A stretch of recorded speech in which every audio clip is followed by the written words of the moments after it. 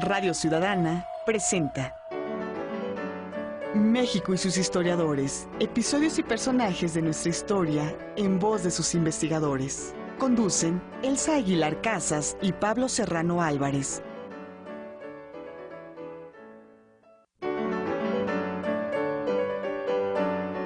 Buenas tardes, les saluda Sandra Vázquez a nombre del equipo de producción de México y sus historiadores.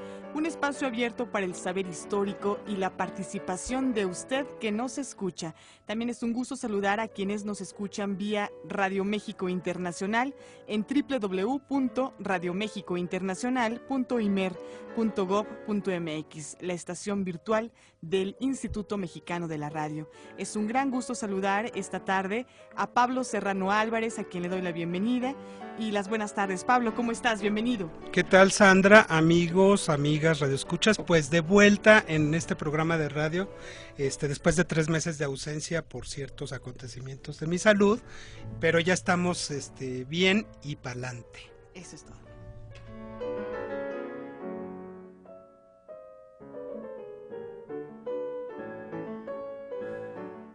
Un amor entrañable por la tierra, la de sus antepasados en Nayarit y la de su infancia en Veracruz, marcó el principio y el fin de la vida de Berta Ulloa.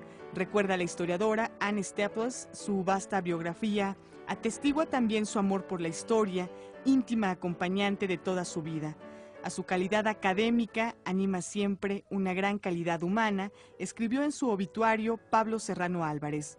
Hoy nos acompaña Josefina MacGregor Gárate, quien seleccionó y prologó una antología de la obra de Berta Ulloa, cuyo título es Fuentes, Historia, Revolución y Relaciones Diplomáticas, publicada por el Colegio de México.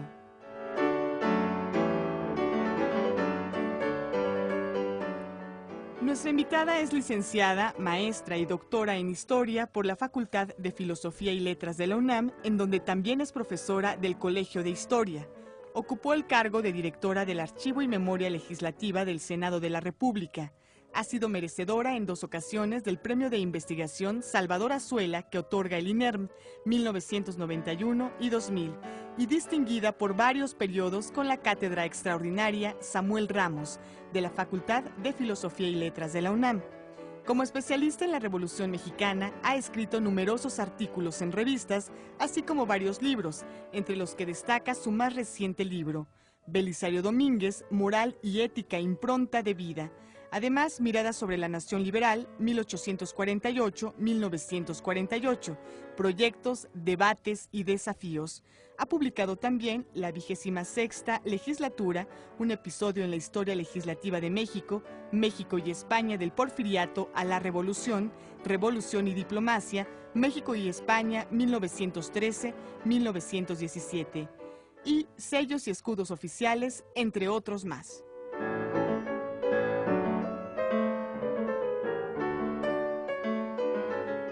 Antes de iniciar, le recuerdo que también puede participar en este programa a través de sus llamadas telefónicas, así que si usted quiere enriquecer este espacio con algún comentario o pregunta, no dude en comunicarse a los teléfonos 5604-8229, 5604-7926 y 01800-670-1680. Recuerden que cada semana tenemos obsequios para el público que se comunica aquí a Radio Ciudadana, y en esta ocasión se trata de 5 ejemplares del libro Un siglo de luchas sociales en México, 1876-1976. Moisés González Navarro es el autor, así que llame y pruebe suerte. Adelante, Pablo. Gracias, Sandra. Pues siempre es un gusto tener aquí a mi amiga historiadora Josefina MacGregor. Buenas tardes. Buenas tardes, Pablo. Como siempre, mucho gusto estar platicando contigo y Así con es. tu auditorio. Además de que publicas muchos libros durante todo el año, así es que eres asidua visitante de este programa. Y hoy recordamos a una estimadísima historiadora como Berta Ulloa, que tuve el honor de conocer, que era, además de una excelente historiadora sobre la Revolución Mexicana, pues una excelente persona, muy linda con todo el mundo, apoyaba a todos los historiadores de cualquier manera, era muy generosa. Así es. ¿Quién era Berta Ulloa, Josefina MacGregor? Bueno, pues yo también, como tú, tuve esa fortuna de conocerla. cuando participé de un proyecto sobre la historia de la Revolución en el Colegio de México. Ella estaba a cargo de un grupo que estaba analizando, investigando sobre el periodo 1914-1917, y yo pertenecía a otro grupo, el que coordinaba el maestro Blanquel, y que trabajaba la parte de 1908 a 1914. Y precisamente en ese lugar la conocí, y precisamente pude darme cuenta de no solo su rigor académico, su trabajo tan valioso en torno a la investigación, sino también esta actitud que tú señalas, ¿no? Una persona excelente. Y de ahí surgió un cierto trato que en algún momento, una vez que ella falleció, me llevó a hacer una biografía de ella para el CONACYT, y de esta manera, bueno, acercarme un poco más a lo que fue su obra, lo que fue ella misma, y ahora, quizá por esta biografía que yo realicé de Berta, fue que el colegio me pidió la antología de su obra, en un afán de recordar a los investigadores del Colegio de México que han trabajado alguno de los dos periodos que conmemoramos, ¿no? La independencia y la revolución el año pasado. Y bueno, Berta nació en la Ciudad de México, sin embargo sus padres eran oriundos de Nayarit. Y su padre tuvo estudios de Derecho en Jalisco, pero muy joven se unió a la revolución. Precisamente en 1914 combatió a Victoriano Huerta, y posteriormente en la escisión revolucionaria quedó del lado del constitucionalismo. Este vínculo y este ya ejercicio dentro del ramo militar llevó a la familia a que viviera algún tiempo en Veracruz. De ahí que tuviera esa cercanía Berta Ulloa con Veracruz. De hecho murió en Veracruz, ¿verdad? De hecho murió en Veracruz, y ella coordinó el trabajo de varios historiadores veracruzanos sobre trabajos en torno a Veracruz, precisamente. Toda la historia de Veracruz, porque me acuerdo de esos tomos que salieron en los 80s, ¿no? Sí, más o menos. Carmen Blázquez, Ricardo Corso. Que revisaban un poco el Veracruz de la independencia, la reforma, la revolución, ¿no? Así es. Incluso el contemporáneo, porque hicieron un trabajo sobre Cándido Aguilar, Heriberto Jara y todos ellos, ¿no? Sí, es este trabajo el que coordinó. A mí una de las cosas que me llama mucho la atención del trabajo de Berta, bueno, ella estudió Historia en la Facultad de Filosofía y Letras en los años 50, principios de los años 50, y muy pronto empezó a trabajar. Y empezó a trabajar haciendo tareas que a veces ahora los jóvenes o los historiadores pensamos que son no muy importantes, ¿no? Esta tarea de revisar archivos, de ordenarlos, de catalogarlos. Entonces ella empezó trabajando en el Castillo de Chapultepec, en el Museo de Historia, precisamente haciendo un catálogo. Y de esta manera ella se fue dando a conocer y tuvo vínculos con otros historiadores del Colegio de México, que llevó a que don Daniel Cosío Villegas le invitara a colaborar en 1957 en el Colegio de México en el proyecto que ya tenía don Daniel de hacer la historia de la Revolución Mexicana, la contemporánea. Esta gran obra también que se hizo después, ¿no? Claro, pero en ese momento, cuando don Daniel empieza con esta idea de la historia contemporánea y empieza a repartir tareas y actividades, la interrumpe para dar cuenta de la historia moderna, y después de la historia moderna pasar otra vez a esto. En ese reparto de actividades que realizó don Daniel hizo que algunos de los colaboradores, como don Luis, se dedicaran a la búsqueda y localización de libros y folletos. Otros, como Stanley Ross, se dedicaran a la localización de material hemerográfico. Y en el caso de Berta y Luis Muro les correspondió la localización de documentos sobre la Revolución. Claro. Entonces, era como una primera etapa, ¿no? Como que un sondeo, como que un diagnóstico de fuentes y eso para hacer estas magnas obras que, como la historia moderna, pues se fue publicando ya en los 50, inicios de los 60, ¿no? Así es. Entonces, Berta sí empieza a trabajar el Archivo de Relaciones Exteriores, tratando de localizar materiales. Que fue de las primeras historiadoras que le hincó el diente a ese archivo, ¿no? Así es.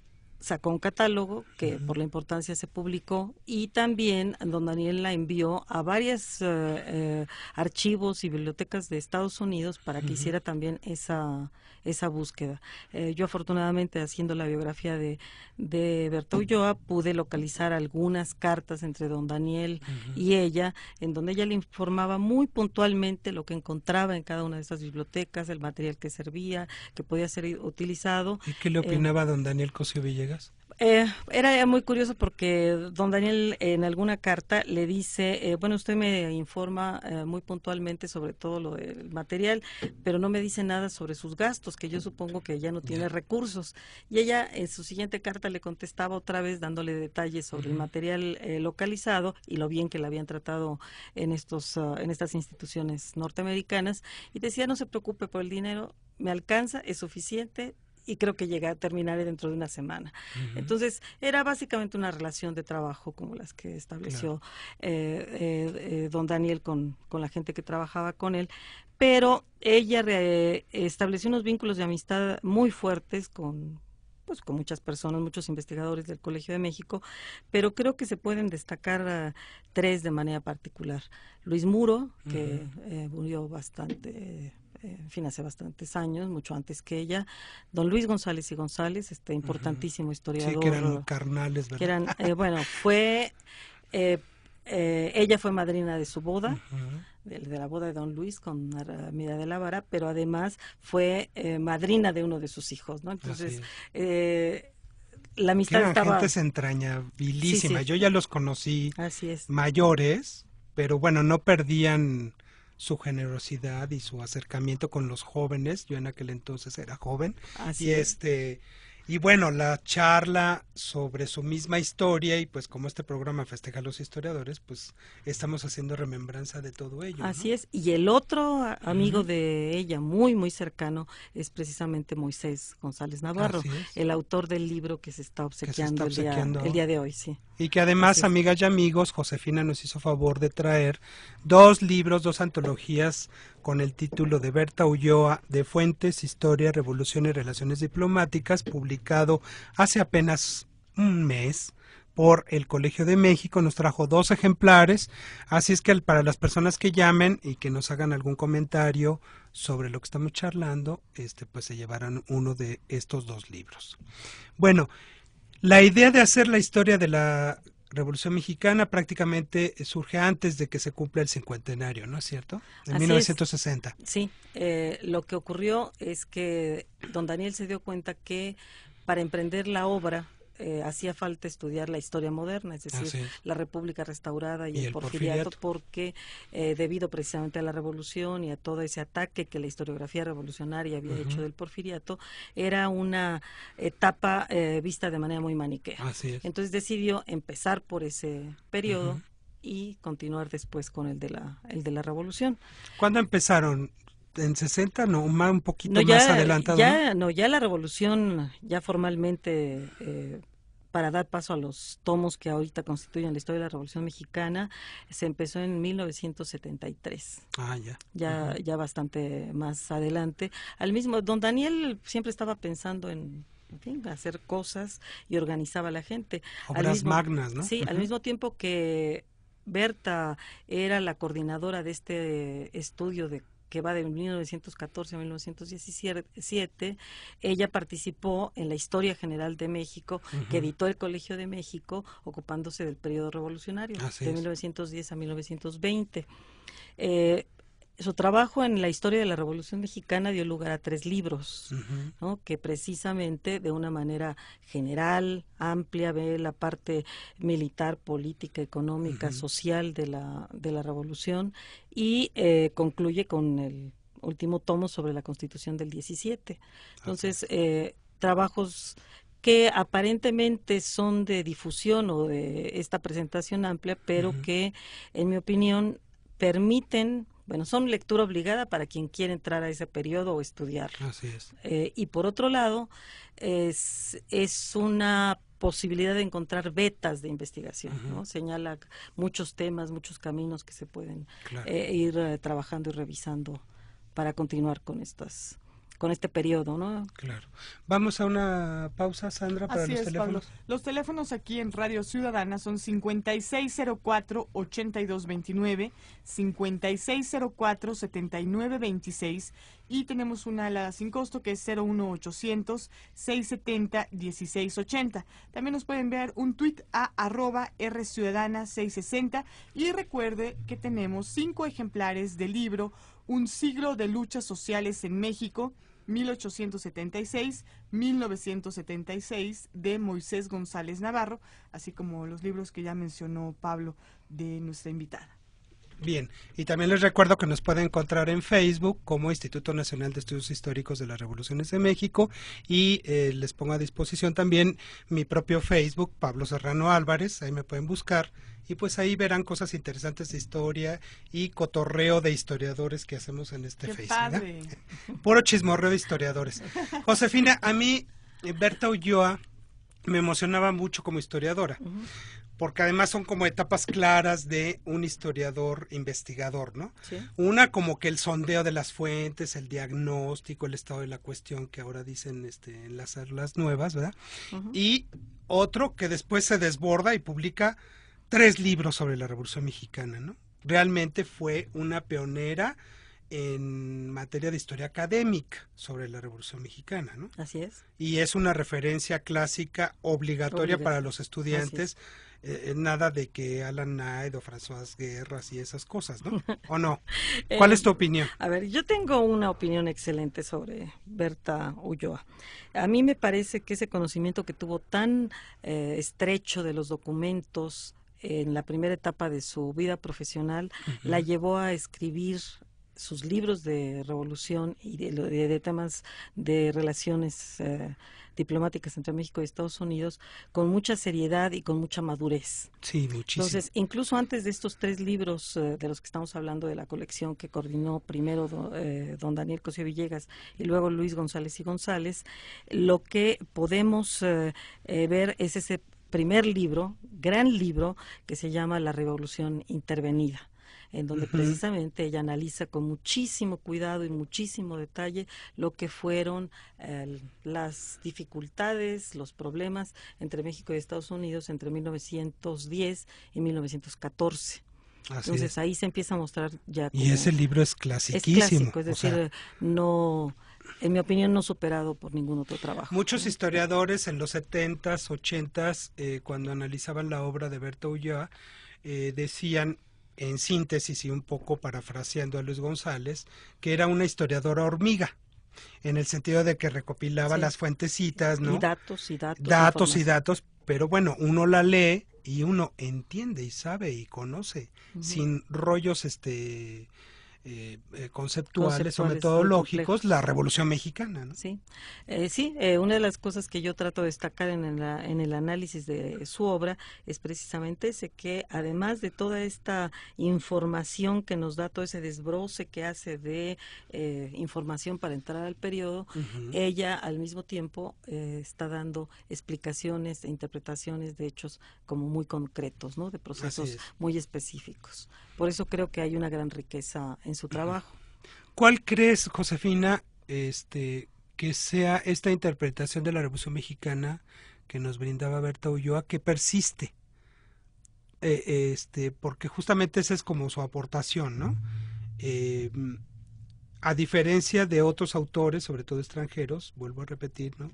Werner Tobler, el mismo Alan Knight, Guerra, etcétera, que tienen una como línea de interpretación quizás un poco más metodológica, pero Berta Ulloa tenía su hipótesis y su interpretación muy clara y sencilla. Ella primero tenía, con respecto a los Estados Unidos, la idea de que, por eso el título tan significativo de su trabajo, La Revolución Intervenida, hablaba de esa intervención de los Estados Unidos y esa presión que ejerció Estados Unidos o el gobierno de los Estados Unidos sobre los grupos revolucionarios y creía que la revolución podría haber llegado muchísimo más lejos si no hubiera habido esta presión por parte del gobierno norteamericano, ¿no? Entonces, esa es una primera cuestión. Por otro lado, ella destacó muchísimo el papel de los constitucionalistas en esta confrontación con los convencionistas, de tal manera que veía en Carranza un proyecto nacional integrador que pudo prevalecer sobre los otros grupos. Y por otro lado, este estudio sobre la Constitución que permite ver con mucho detalle pues estos logros del constituyente.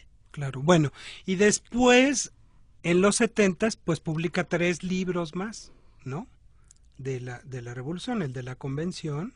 Sí, el de primero, ¿no? sí, fue la encrucijada de la revolución, el que se refiere ya al gobierno de Carranza y el constituyente. Y ya al final salió el de la Constitución, que ya salió un poco último. más tarde, sí, ¿no? Sí, como en los 80s, ¿no? Fines de los 70, sí. Que es maravilloso ese libro. Sí. O sea, es que hace una revisión de todas las personas, todos los jurisconsultos que han hablado sobre la revolución y a su vez ella hace el análisis directamente de lo que pasaba en el constituyente. Entonces, a ese opiniones jurídicas contrapone la mirada histórica, ¿no? Entonces, creo que el resultado es muy interesante. Claro, bueno, y también hizo historia regional. Sí, pues esto que hizo sobre Veracruz. Sobre Veracruz, que también son libros clásicos. Que, en fin, y hay uno de ellos que es particularmente suyo.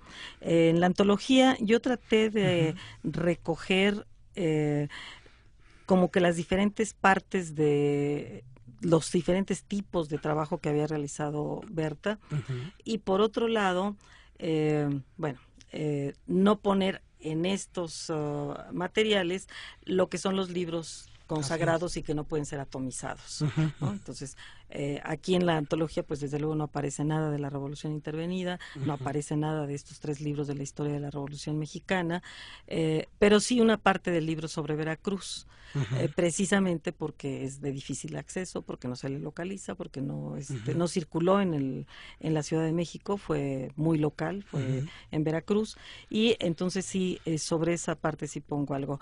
Pero quise armar, de ahí el título, primero una serie de trabajos sobre las fuentes, lo que ella hablaba de las fuentes, su interpretación de cómo aconsejaba a los investigadores, a la gente consultara, cómo el material le podía servir y cómo podía ser consultado. Además, en esta parte, quiero decirles, amigas y amigos, que Josefina se dio la tarea de rescatar todas las fichas de trabajo de doña Berta Ulloa que después de su muerte quedaron en el colegio, ¿no?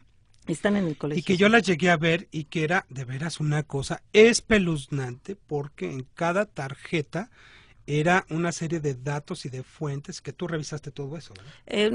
No revisé totalmente las fichas. Estas fichas eran con las que ella había elaborado los libros.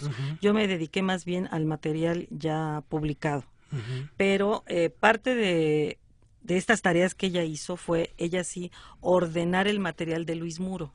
Ya. Cuando ellos se dividieron los archivos, a Luis Muro le tocó ver el archivo de la Defensa Nacional y a ella le tocaba el de Relaciones Exteriores. Murió Luis Muro, quedaron las fichas y las fichas se quedaron en consulta para la gente en la biblioteca del Colegio de México. Las desordenaron, en fin. Entonces, en un tributo a la amistad que habían tenido, se dio a la tarea, ya siendo mayor Berta, a ordenarlas, reorganizarlas otra vez, tratar de dar ese sentido que el maestro Muro le había dado a sus tarjetas, a sus fichas, y se publicó. Y ahora pues ese material y la publicación todavía está ahí, ¿no? Y es muy útil para la gente que quiere tener acceso al archivo de la Defensa. Claro. Entonces, oye, ¿te acuerdas en qué consistía esta obra de catálogo de Luis Muro con ella? No me acuerdo en este momento, fuentes o algo de la Revolución. Era precisamente los catálogos estos de los... que es un tomote grandote, es un tomo, ¿no? sí, es un tomo muy, muy grande.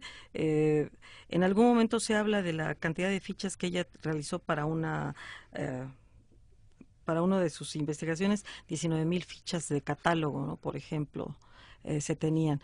Y las de ella no las que hizo para los libros no se publicaron. Las que sí hizo sobre relaciones exteriores sí existen. Entonces hay 2 publicaciones en la Secretaría de Relaciones Exteriores sobre los catálogos que hizo Berta. Yo insisto mucho en este punto porque nuestros archivos siguen estando desordenados, siguen no teniendo instrumentos de análisis para acceder a ellos, y algo que nos muestra el compromiso de gente como Berta y otros muchos historiadores es precisamente que entraban a hacer esas tareas para que después no solamente les fueran útiles a ellos, sino para las personas que venían después, ¿no? Así es. Por eso no quise dejar de poner algo de esto en la antología, para que se den cuenta que hay este trabajo. Y también podemos pensar que don Luis González lo hacía. Él fue el que hizo esta recolección de fichas bibliográficas de bibliotecas sobre las fuentes para la Revolución, que eran libros y folletos. Libros y folletos. Libros que son 3 a mí me dijo un historiador gringo hace mucho tiempo que él muchos archivos no los visitaba porque utilizaba las fuentes catalográficas de Berta Ulloa y de Luis González, que además son muy maravillosas porque tenían ahí la síntesis del documento incluso, o del libro o del folleto. Exacto. Entonces, muchos historiadores de afuera han utilizado esos catálogos citando que van al archivo, pero no van al archivo, ¿verdad? Y luego parecería que los jóvenes historiadores están olvidando que hay estos instrumentos a los que se puede acudir, ¿no? Para poder acercarse ya a profundizar en el conocimiento que ya están histórico. Localizables, o sea, tú vas, eso era la aportación de ellos. Tú vas con la catalogación y ves el documento rapidísimo, lo encuentras, ¿no? Sí, entonces creo que esta sería una tarea muy importante que podrían seguir haciendo los historiadores, ¿no? Entonces, esa es una parte que quise destacar en la antología, este trabajo que hizo sobre fuentes. Claro. Y por otro lado, destacar los otros 2 temas de los que se ocupó: las relaciones entre México y Estados Unidos, por un lado, y por otro, la historia de la Revolución. Así es. Desde Madero hasta Carranza, prácticamente. Sí, era básicamente lo que ella trabajaba, y además dio conferencias, participó en libros de texto con estos temas también. Muy bien. Vamos a una pequeña pausa y volvemos. Así es la pausa de la media. Los teléfonos aquí en Radio Ciudadana son 5604-8229, 5604-7926 y 01800-670-1680. No duden en ponerse en contacto con el programa. México y sus historiadores, un espacio abierto para el saber histórico y la participación de usted que nos escucha. Jueves, 6:60 de AM, una estación del Instituto Mexicano de la Radio. Aquí producimos, programamos y transmitimos radio pública con 50,000 watts de potencia. XEDTL. Somos Radio Ciudadana. Todas las versiones. 660 AM. Mayorazgo 83, Colonia Joco. Primer piso de la torre de radiodifusoras. Código postal 03330 en la Ciudad de México. Radio Ciudadana es una emisora del IMER, Instituto Mexicano de la Radio.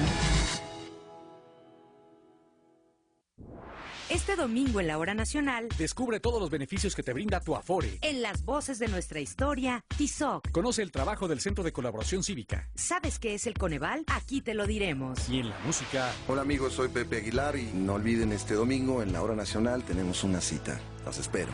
Porque tengo el corazón de...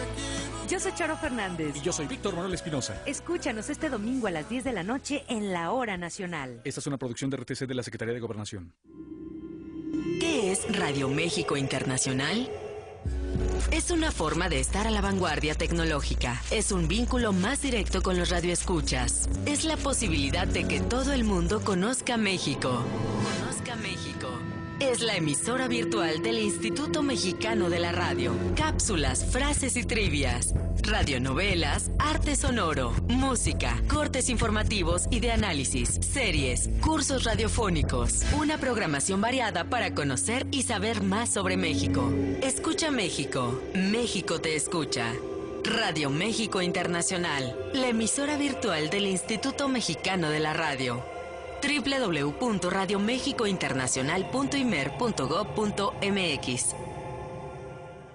Angustia, estrés, depresión, dolores físicos y emocionales, enfermedades de nuestro tiempo que generan un gran mal social, la neurosis. 34 aniversario del movimiento Buena Voluntad 24 Horas de Neuróticos Anónimos. Junta Pública de Información. Domingo 28 de agosto a las 11:30 horas en el Teatro Metropolitan. Independencia número 90, Colonia Centro. Informes al 55 39 55 51 y 52. Las 24 horas. Entrada libre. Desde que empezó mi gobierno dije que este iba a ser el sexenio de la infraestructura y lo estamos cumpliendo con hechos. En casi 5 años hemos construido o modernizado 16.500 kilómetros de carreteras, más que en cualquier otro sexenio. Seguiremos abriendo caminos hacia un México con más oportunidades. Con hechos, construimos un México más fuerte. Quinto informe de gobierno. Gobierno federal. Este programa es público ajeno a cualquier partido político. Queda prohibido su uso para fines distintos a los establecidos en el programa. Radio Ciudadana, 660 AM.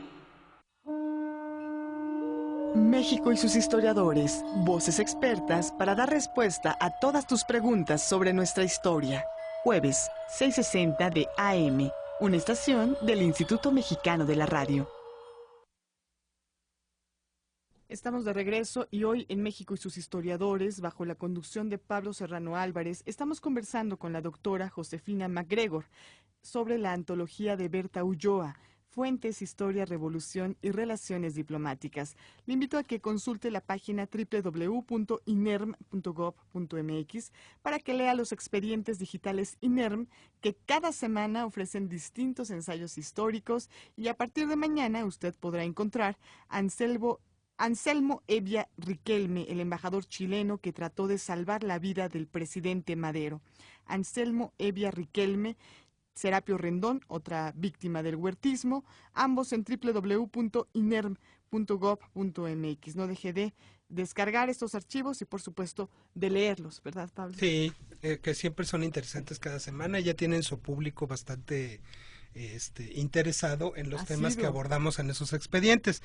También les recuerdo que la próxima semana, el día 31 de agosto, tendremos una conferencia sobre el bicentenario de la Junta de Zitácuaro, que va a impartir el joven investigador e historiador Miguel Ángel Fernández Delgado, que es egresado del Colegio de México y es nuestro investigador en el INER, y él les va a hablar de cómo se hizo la Junta de Zitácuaro y cuáles fueron sus participantes. Asistan, es a las 18 horas allá en las instalaciones de San Ángel en el INERM.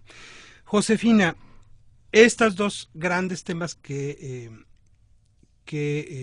quieres abordar sobre los trabajos de Berta Ulloa, como las relaciones con Estados Unidos y el carrancismo, que también magistralmente los abordó, y tú compilas aquí ciertos trabajos de ella que los abordan y que brindan una interpretación novedosa del tema, ¿no? Sí, bueno, la que ya ella había dado a conocer hace años, ¿no? La idea era, o es, que estos trabajos dispersos en artículos, incluso dos textos que localicé en otro idioma que fueron traducidos para que pudieran difundirse en español, se incluyeron en este trabajo. A mí me gustaría que volviéramos al tema de la calidad humana de doña Berta, por supuesto, porque es algo muy especial. Creo que era una mujer fuera de serie en ese sentido, muy lejos de las vanidades, de los falsos prestigios, de los prepotentes que tratan mal a los jóvenes historiadores, etcétera, etcétera. Sí, yo algo, precisamente cuando trabajábamos en esos equipos de historia de la Revolución, por supuesto ya la maestra Berta Ulloa, ¿no? Y era de las únicas mujeres consolidadas como historiadoras, ¿no? Y además que coordinaba en ese momento un segmento. Uno de estos segmentos. El asunto es que, por supuesto, yo le hablaba de usted. Imaginemos en los 70 si podía haber sido alguna otra cosa diferente. Y ella insistía mucho en que la tuteáramos, que la tratáramos como igual. Y de ahí siempre... en su oficina, en su cubículo del Colegio de México, la puerta siempre estaba abierta para que colegas, estudiantes, la consultaran, opinaran, en fin, siempre había esa amabilidad y generosidad. Fíjate que yo la conocí no como estudiante, ni siquiera como académico, sino que la conocí por unas amistades de mi mamá en Veracruz. Después de que publicaron estos libros de Veracruz, capital de la nación, etcétera.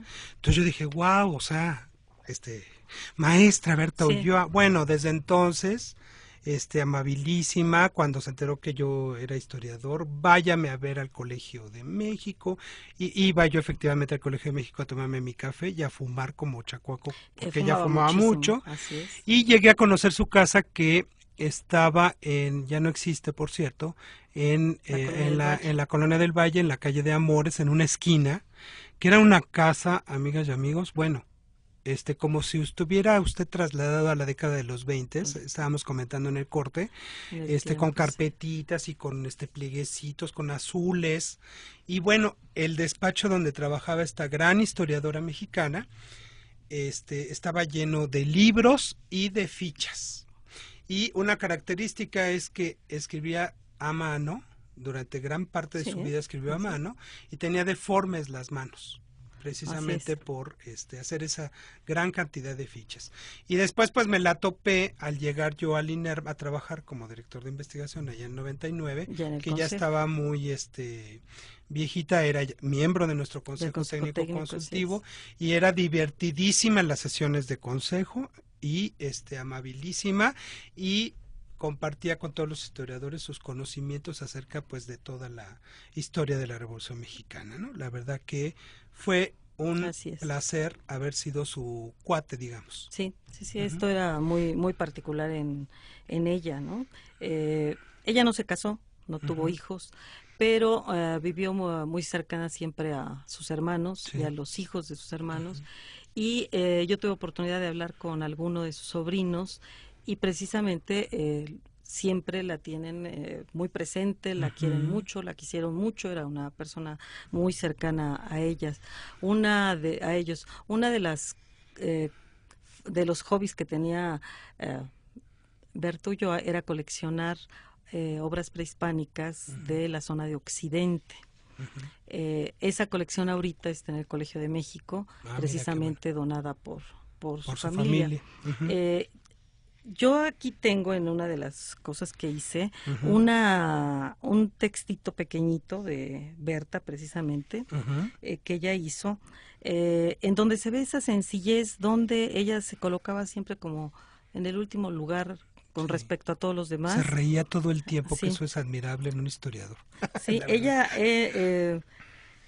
reconocía en este texto, dice: tuve la fortuna de pertenecer a uno de esos equipos de trabajo donde aprendí desde localizar las fuentes primarias indispensables para nuestras labores, hasta cómo leer entre líneas y averiguar los motivos ocultos de la política. Fíjate. Mis colegas de las fuentes para la historia de la Revolución Mexicana, con sus enseñanzas, fueron tan maestros míos como el propio don Daniel.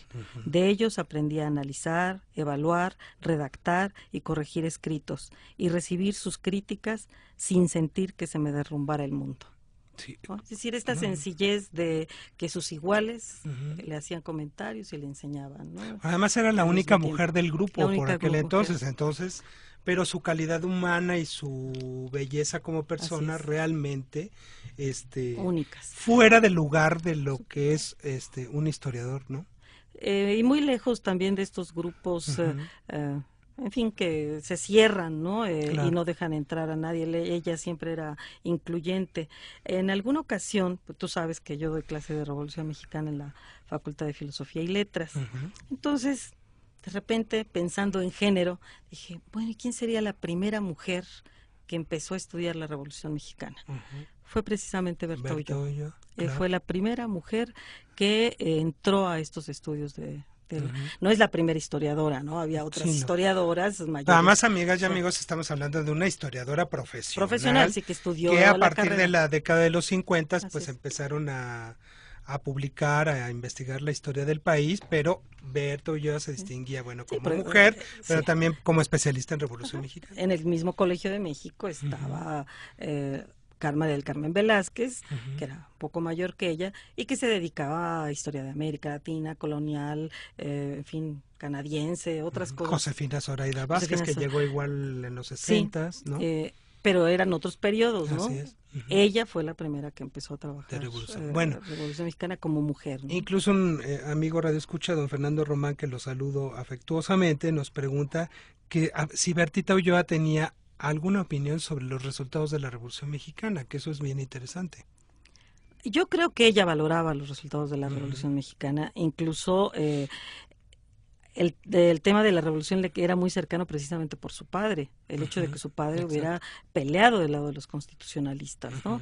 Entonces, en ese momento, bueno, sí, ellos son producto de esas instituciones que aparecen después de la revolución, ¿no? Ella trabaja con uno de los grandes creadores de instituciones posrevolucionarias como don Daniel Cosío Villegas, y entonces, por supuesto que ellos están plenamente convencidos de que hay un logro, hay un fruto de la revolución que benefició al país. Sí, de hecho la historia de la Revolución Mexicana tiene como que esa intención de revalorar la Revolución Mexicana como una parte fundamental de la historia contemporánea del país, sin maniqueísmos y sin legitimaciones, pero don Daniel... Y sin partidismo, ¿no? Claro, crea esta gran colección que son más de 25 libros, 28 libros si mal no recuerdo, que analizan la revolución desde finales del Porfiriato hasta la década de los 60 prácticamente. Hasta López Mateos. Así es, y que ahora el actual director o presidente del Colegio de México creo que va a retomar las cosas para después de los 60, don Javier García Diego. Eso pretende.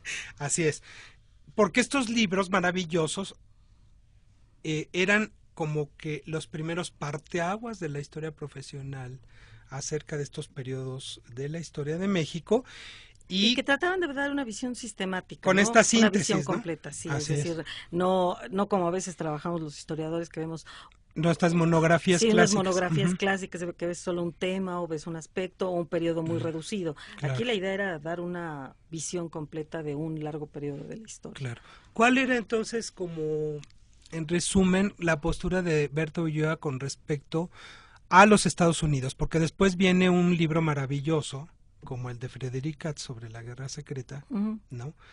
Que se diferencia en rete harto, porque Frederick Katz aborda Europa, etcétera, y esta confrontación entre Europa y Estados Unidos por la Revolución Mexicana, pero creo que Berta Ulloa puso ahí como que los cimientos, ¿no? Sí, una de las cosas que ocurre, Katz cita a Berta en su libro, por supuesto, ¿no?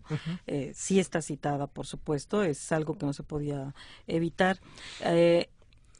Yo creo que lo que tenemos es el aporte de Berta en relación a los Estados Unidos frente a un problema muy concreto, que es la primera etapa de la revolución, que incluye al periodo de Huerta tan desconocido entre toda la gente. Entonces, nadie llegaba hasta esos... Sí, porque es la leyenda negra, el vacío de los vacíos. Entonces, nadie llegaba a eso. Lo que agrega a Katz, yo por eso diría que hay una parte en nuestra disciplina que es acumulativa, ¿no? Es decir, no partimos de nada, partimos de cosas que han hecho, sobre todo la gente que trabaja bien, que han dejado como antecedente.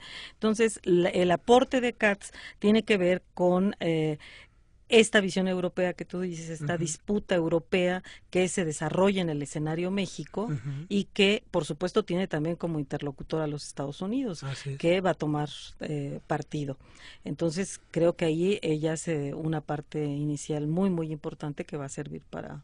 Sí, la revolución intervenida, ¿no? Porque siempre desde Madero, pues Estados Unidos está interviniendo, es decir, todo el tiempo. A lo mejor para el público puede ser difícil entender el significado cabal de intervención. A lo mejor cuando hablamos de intervenida parece que la intervino y no la soltó. No, estamos hablando de las presiones ejercidas desde los Estados Unidos. Entonces, desde que la revolución maderista estalla, lo que sabemos es que Estados Unidos moviliza sus tropas a la frontera, moviliza barcos hacia el Golfo, hacia el Pacífico. Después el terrible Lane Wilson, ¿verdad? Según esto, para proteger a sus ciudadanos, siempre está tratando de impedir que haya ataques a ciudades en la frontera para que los intereses norteamericanos no se lesionen, y por otro lado, proteger a los norteamericanos y los intereses y los bienes, las propiedades de los norteamericanos en México.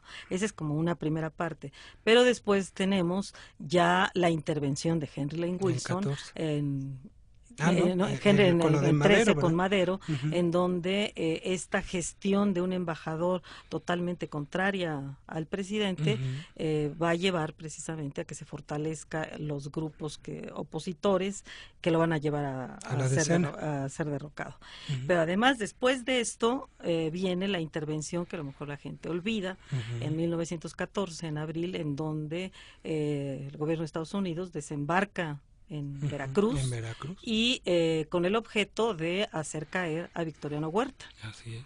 y lo hace caer, precisamente. caer. ¿No? Es decir, a partir de Y eso, curiosamente Victoriano Huerta pues es nacionalista en ese momento, ¿no? en ese momento, así es. Que tiene ahí una- coinciden los revolucionarios, justamente eso lo Los- cuenta muy bien Berta. Sí, ¿no? los revolucionarios no se van a unir a Huerta contra Estados Unidos, pero van a manifestar por su lado esa Ujú. misma posición de rechazo a esta intervención. Ujú. Aquí el problema es que, no obstante que se quiere controlar también a los revolucionarios, en este momento Carranza puede salirse de esa presión de Estados Unidos, pero Huerta no. Huerta tiene que renunciar, y precisamente la renuncia de Huerta va a aludir a la presión que se está ejerciendo desde los Estados Unidos. Así es. No va a hablar de la presión de los revolucionarios, Huerta, en su Ujú, renuncia, sino ujú. de la de los Estados Unidos, Así es. concretamente, ¿no? Bueno, y A después esto los se- pleitos con Villa, ¿verdad? Claro. Bueno, vendrán después estas otras Y pues el cosas, ataque ¿no? de 1916, ¿no? Pero en este momento, y entonces esta es la parte que ve muy bien esta Berta, ¿no? Llega hasta el momento de las conversaciones, las conferencias en Niagara Falls, Ujú. donde los representantes de Huerta y los representantes de Woodrow Wilson, el presidente de los Estados Unidos, acuerdan que se va a presentar la renuncia y que Estados Unidos reconocerá al gobierno que surja de esto. Ujú. No contaban estas fuerzas con que Venustiano Carranza no iba a aceptar Así es. semejante decisión. Pero esa es la revolución intervenida que Ujú. ve Con Berta total Ulloa detalle. con todo detalle. Y bueno, no sé si estás de acuerdo, pero creo que no ha sido superado lo que dice Berta del carrancismo, porque además muy pocos lo han trabajado después de Berta Ulloa. Javier García Diego, Ujú. este hombre Manuel Plana, alguna gente de allá de Coahuila, pero no han superado No, esa gran investigación Sí. sobre el carrancismo, ¿no? A ver, yo destacaría algo que es muy importante en Berta. Ujú. Uno puede estar totalmente convencido de que los datos que ofrece Berta son precisos y exactos. Ah, eso sí. No hay una fecha errónea, no hay un dato erróneo. ¿no? Entonces, esta es una cuestión que da mucha seguridad. Ujú. Ahora, además de esta parte que ya nos ofrece, yo insisto en que en esa gran cantidad de cosas que aborda, que a veces no están tratadas con profundidad, Ujú. ¿no? Con todo detalle, es donde permite que otros historiadores entren para Exactamente. profundizar basándose en lo que ella Que eso está es diciendo. doble aportación, ¿no? ¿Estás Así de es, acuerdo? así es. ¿No? ¿Cuál es su interpretación, Josefina, de Carranza y el carrancismo? No, yo creo que ella admira a Carranza por su capacidad de comprensión nacionalista, no obstante que intenta en todo momento ser objetiva y hablar de los otros grupos, porque también va a tocar cuando le corresponde al zapatismo y cuando Ujú, corresponde ujú. al villismo, pero sí ella tiene un reconocimiento que se expresa en esa interpretación de la postura nacionalista de Carranza. Carranza, de su idea de Ujú. nación que tiene Ujú. y del liderazgo que ejerce en ese momento para poder controlar la situación. Ujú. Ella hablaba un poco de como que la revolución reformada o reformista de Carranza, ¿no? Ujú. Porque en realidad eso fue, Ujú, sí, sí, sí. ¿no? Y prácticamente ahí es donde se crean las instituciones herederas de la revolución, ¿no? Sí, sí, sí, Ujú. ella por supuesto no está viendo, a ver, como buena historiadora no está inventándose una historia que no fue. ¿no? Ella se da cuenta que no puede fabricar a un Venustiano Carranza que trata de transformar absolutamente al país, sino que trata de reformar, o como diría don Luis González, ¿no? No fue ruptura la revolución, sino torcedura, es decir, es tratar de enderezar algunas cosas que estaban mal, y entonces crear esas instituciones que podrían dar pie a cambios y a una vida diferente. Entonces ella reconoce esa parte en el constitucionalismo. Claro. ¿Qué hizo en los últimos años de su vida Berta Ulloa? En los 90 sobre todo, porque en los 80 publicaron estas obras de Veracruz, bueno, después publicó el catálogo mayor de Relaciones de Luis Exteriores. Muro. Ella fue durante 6 años coordinadora directora del Centro de Estudios Históricos del Colegio de México, pues también tuvo esa parte de gestión y daba clases. Dio muy pocas clases. En realidad, una de las cosas que uno le llama la atención es que ella dio clases inicialmente en su carrera cuando acababa de todavía no terminaba la carrera de historia y empezó a trabajar. Después dio unas clases en la Universidad Iberoamericana. Ah, sí, también. Pero precisamente cuando se tuvo que ir a los Estados Unidos a ver a estos repositorios, ella tuvo que dejar de dar esas clases. En algunas ocasiones dio algunos cursos de revolución en el Colegio de México, pero no era la docencia un área que ella particularmente cultivara. Conferencista sí, porque andaba en todos los congresos, ¿no? Cosa que es muy extraña dada esa calidad humana de la que estamos hablando, ¿no? Pero no era muy frecuente que diera clases. Claro. Y bueno, sí asistía a congresos, llevaba ponencias, coordinó varias obras, alguna cosa sobre comercio exterior, en fin, tiene... y todos sus periplos en Estados Unidos, porque tú vas a Estados Unidos y recuerdan a Berta Ulloa, Claro. En prácticamente todos los repositorios documentales que hay, ¿no? Así es. Ella fue la que trajo a México los microfilms de los archivos nacionales de Washington, ¿no? Sí. Fue una parte de lo que se empezó a trabajar. Es lo que se puede consultar ahora en microfilm. Cuando menos empezó a acordar y establecerse ese contacto para poder realizar esta obra posteriormente, ¿no? Oye, en su equipo, ¿qué historiadores había?